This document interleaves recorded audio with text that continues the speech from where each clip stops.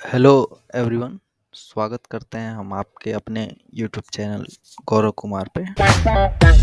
साथियों, काफ़ी लंबे समय से मैं सोच रहा था कि दादाजी पर कोई पुस्तक लिखी जाए, लेकिन उस तरीके से का संयोग नहीं बना और हो सकता है कि अब तक नहीं बना, लेकिन भविष्य में बनेगा और उन पे कोई एक छोटी सी पुस्तक लिखने की सोच रहा हूँ। लेकिन चूँकि अभी टेक्नोलॉजी का ज़माना है, सब चीज़ अवेलेबल था, तो मैं सोचा कि क्यों ना एक छोटी सी डॉक्यूमेंट्री बना दी जाए, जो दादाजी के साथ हमारी बॉन्डिंग रही है और किस तरीके से हम लोग अब तक लाइफ में जीते आए हैं। और जो मुझे अच्छे से जानते हैं वो ये बहुत भली भांति इन सब चीज़ों से परिचित होंगे कि हमारे और हमारे दादा दादी के बीच में क्या बॉन्डिंग रही है। They were more than my parents for me in my life. साथियों, जब मैं बहुत छोटा था तो दादाजी के कंधे पर घूमने जाने से लेकर के उनके द्वारा पानी पिलाने और मेरी वजह से उनके दांत टूटने तक के बहुत से किस्से हैं।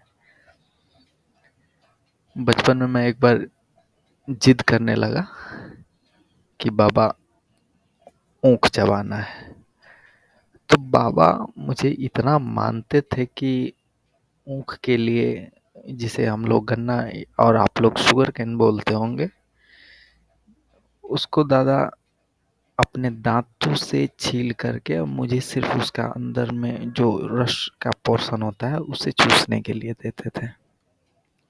इसके वजह से उनकी दांत टूटे और अभी जो फिलहाल उनका दांत है ये नकली दांत है। हालांकि लगता नहीं है कि नकली है, लेकिन उनका पूरा का पूरा ऊपर और नीचे दोनों का जो दांत है वो नकली है। फिर गांव से शहर की ओर आए, समय बढ़ता रहा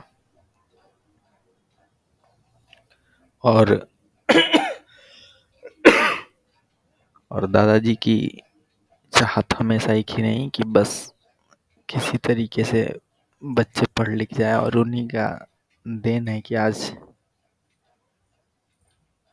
हम लोग जो कुछ भी हैं और आपके सामने जो कुछ भी बोल पा रहे हैं, समझ सुन पा रहे हैं, ये सब दादा दादी का ही देन है। और वक्त चलता रहा, हमारे स्कूल की पीटीएम मीटिंग से लेकर के हमारा मार्कशीट ले आना हो, मुझे स्कूल छोड़ना हो, स्कूल से कई बार देर हो जाने पर पता करना हो कि कहाँ चला गया, सब दादा की जिम्मेवारी होती थी। क्योंकि वहाँ पे हम लोग डालमिया नगर में बचपन बिता है, जहाँ पर हम लोग सिर्फ 3 लोग रहते थे, दादा दादी और मैं। तो दादाजी अक्सर स्कूल में भी जाते थे पता करने के लिए कि कैसा उसका चल रहा है, पढ़ाई लिखाई वगैरह। मार्कशीट वगैरह भी दादा ही देखते रहे। और चूँकि दादा का बचपन बहुत ही स्कार्सिटी में बीता, इसलिए वो चीज़ों को बहुत अच्छे ढंग से समझ पाते थे। उनकी समझ एक अद्भुत लेवल की रही।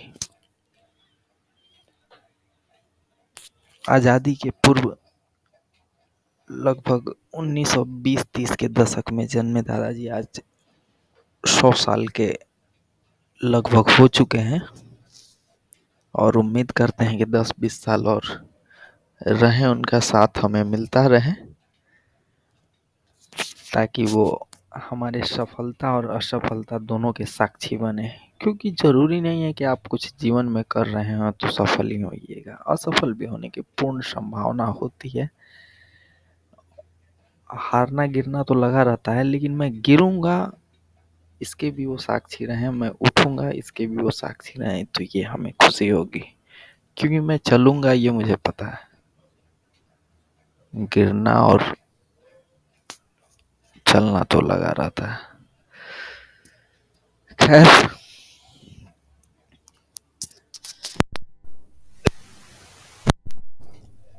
उसके बाद से वक्त चलता रहा, और डालमिया नगर में बहुत अच्छे से सुबह में दादाजी का यही रूटीन हुआ करता था कि सुबह लगभग 4 बजे उठ जाना है, 4:30 तक शौच आदि करके, और वो 4:45 या 4:30 तक ग्राउंड पहुंच जाना, टहलना।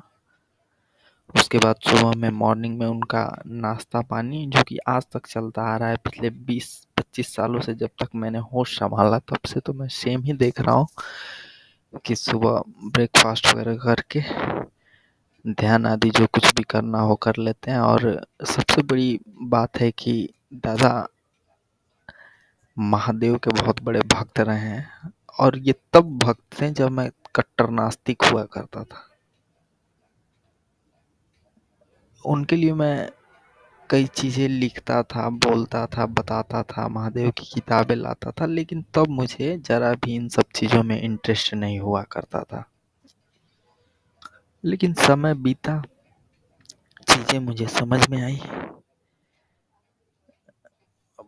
कितनी समझ में आई, क्या समझ में आई, ये अब क्या है बताऊँ आपको।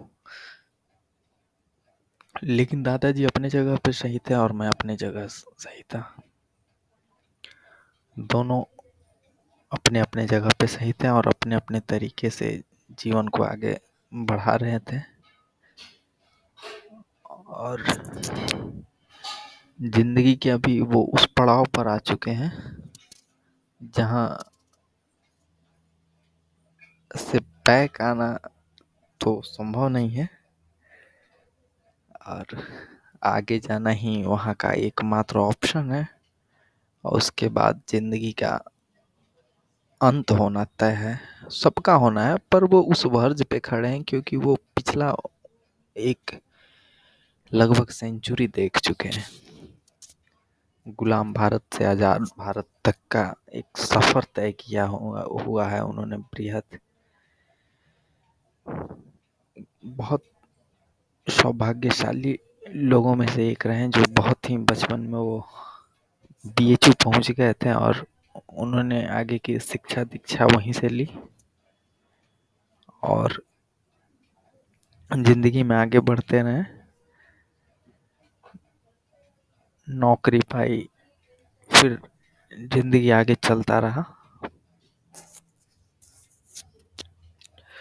मुझे एक इंस्टेंस याद आ रहा है जब मैं पहली बार बुक्स लेकर के आया था, और उन सारे बुक्स को पहले क्या होता था कि बुक्स को लोग मढ़ते थे, मतलब उस पे कवर चढ़ाते थे कॉपी और बुक्स पे। अब उतना ट्रेंड खत्म होते जा रहा है, लेकिन तब एक ट्रेंड हुआ करता था कि बुक्स पे कवर चढ़ानी है, और मुझे कवर चढ़ानी नहीं आती थी। मैं कोशिश कर रहा था, 5-10 मिनट तक कोशिश करता रहा कि इस बुक पे कवर चढ़ा लूँ, लेकिन अंततः वो मुझसे नहीं हो पाया। और मैं I was so innocent at that time, I was so innocent, still I am, but at that time I used to be so innocent. तो मैं कैंची वैंची रख के रोना स्टार्ट कर दिया। बाबा पूछे कि क्या हुआ, मैं बोला कि ये मुझसे नहीं हो रहा है। तो आधा 1 घंटा समय लगा, बेचारे ने एक एक उस पेपर को काट काट करके उस सारे बुक्स को इन्होंने फोल्ड किया, फिर कॉपीज को फोल्ड किया, और फिर मुझे दिया स्टेपलर लगा करके, जिस तरीके से करते हैं एकदम प्रॉपर ढंग से करके इन्होंने दिया।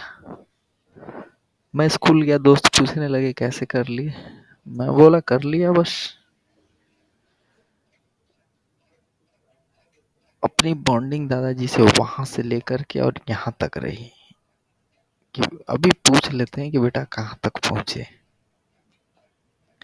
चल रहा है अपने लाइफ में भी, कुछ चीजें हासिल हुई हैं, कुछ खो दिया, कुछ पाने को है, उसमें से भी कुछ छटक जाएगा। थोड़ी ना सब चीज मेरा हो जाएगा, लेकिन जितना भी हो जाएगा सब हो जाएगा बस।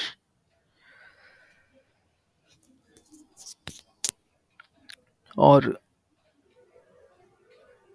एक दो और इंस्टेंसेस है कि जो दादाजी का स्वभाव था, ये मतलब इंसान का जो असली प्रकृति होनी चाहिए, नेचर जो इंसान का होना चाहिए, वो इंसान उस नेचर से अभी अलग चला गया है। वो नेचर रही नहीं सब में। कोई भी व्यक्ति अगर दरवाजे पे आ जाए तो उसे खाली हाथ लौटने नहीं देते थे। पेड़ से अमरूद गिरता था, आंगन में हमारे अमरूद हुआ करता था, उस अमरूद की हजारों यादें हमारे ज़हन में बैठी हुई हैं। किस तरीके से मैं उस पे बैठ कर के अमरूद दादी के पास फेंकता था, दादा के पास फेंकता था। हालाँकि हम लोगों ने वो पेड़ तो अब काट दिया है, लेकिन मैं कई बार ऊपर से अमरूद फेंका करता था। और उस अमरूद की सबसे बड़ी क्वालिटी थी कि वो हरा नहीं रहता था, वो पक के पीला हो जाता था। मतलब एक्सट्रीम, जो पकना प्रॉपर तरीके से बोलते हैं, उस तरीके से पक जाता था कि अगर आप ऊपर से गिरा दो तो नीचे फट जाएगा। और वैसे अमरूद मैं ऊपर से फेंकता था, एक बार गलती से ऊपर से दादी के सर पे गिरा दिया। उसके बाद बेचारी रोती रही 2 घंटे तक। हालांकि मैंने जानबूझ के मारा नहीं था, बस ऊपर से मजाक कर रहा था, लेकिन गिर गया था, लग गया बेचारी को। और दुर्भाग्यवश वो पिछले 1.5 साल पहले चली गई वो। उनसे भी यादें बहुत सारी जुड़ी हैं। कभी इस ब्लॉग को आगे एक्सटेंड किया तो मैं उनसे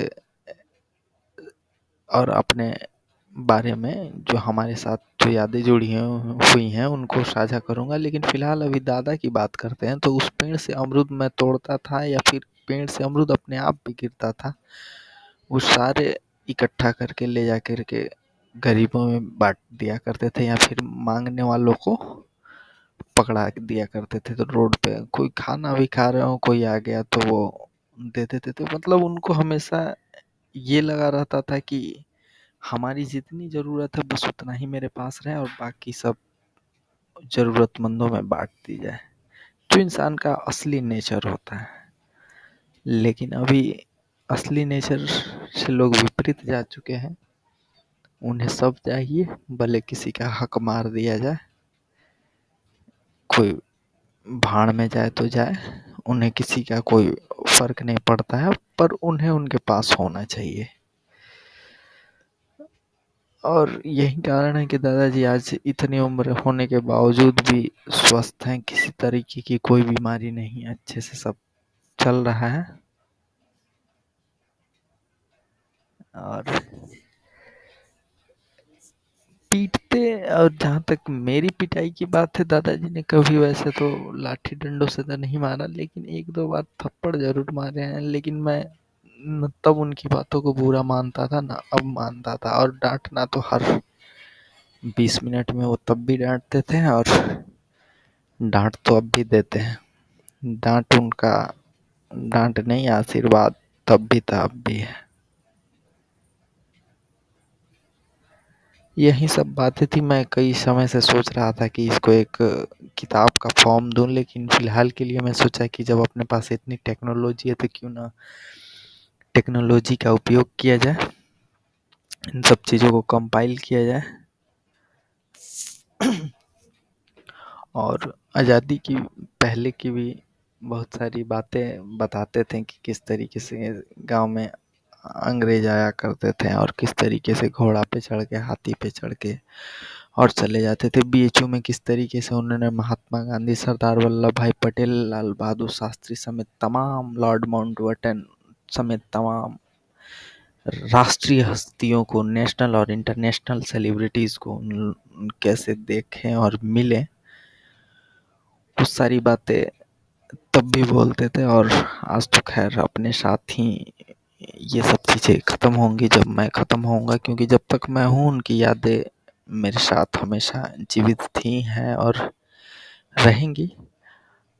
और बीएचयू की और बनारस की घाटों की वो अक्सर नाम लेते हैं। हालांकि बनारस मुझे शुरू में पसंद नहीं था, लेकिन उनका तो पूरा जीवन ही बनारस में गुजरा। बनारस के घाट से लेकर के बीएचयू के कैंपस तक किस तरीके से मालवीय साहब चंदा का डोनेशन वगैरह मांगे थे यूनिवर्सिटी बनाने के लिए, सारी एक-एक कहानियाँ उनको पता है कि किस तरीके से बीचू कहाँ से स्टार्ट हुआ था और आज कहाँ तक है। वैसे ही बाबा की ज़िंदगी कहाँ से स्टार्ट हुई थी और कहाँ तक है, ये सब जानने वाली चीज़ें हैं। यही सब बातें थी। अब इसको मैं कंपाइल कर रहा हूँ और सेकंड ब्लॉग में और बताऊँगा कि किस तरीके से बीएचयू में उनका लाइफ गुज़रा और किस तरीके में इससे गाँव में उनका लाइफ गुज़रा और उनकी ज़िंदगी का उद्देश्य क्या रहा। सब धीरे-धीरे करके अन्य ब्लॉग में मैं लेकर के आऊँगा। तब तक के लिए आप मेरे साथ जुड़े रहिए, देखते रहिए। Thank you.